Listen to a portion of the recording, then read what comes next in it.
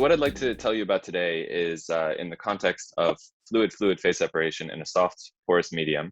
And I'll tell you at the outset that I'm not going to answer any questions for you in this talk. I'm going to raise a lot of questions, and I want to frame the sort of broad class of problems that we're thinking about, and hopefully make you, some of you, start to think about them as well, because I think there's some really interesting work to be done in this general area.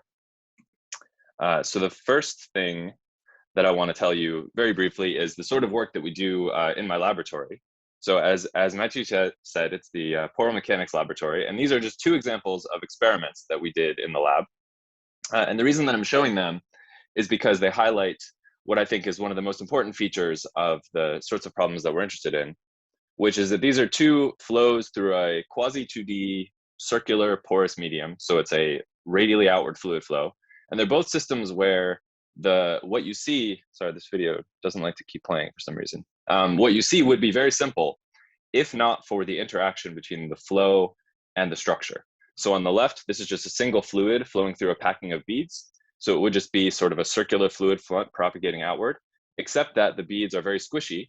And so the viscous pressure gradient in the fluid actually pushes the beads, and you get a complicated deformation field in the packing. And on the right, this is actually the invasion of a viscous fluid into a Healy-Shaw cell, so the gap between two parallel plates. And as I keep starting it over and over, and what you see would just be a circular front spreading because it's a viscous fluid displacing air. But because the Healy-Shaw cell is squishy, the deformation of the gap in response to the viscous pressure gradient actually leads to an instability, and you see something that looks a lot like viscous fingering, which is what would happen if you were to reverse the fluid phases, but is not what you would expect with this sort of orientation of the fluid phases. So it's the interaction between the fluid and the structure that I really want to emphasize. So I'm going to use this as an opportunity to define what I like to think of as a soft porous medium. So as I'm sure a lot of you know, poromechanics is the coupling between flow and deformation in a porous material.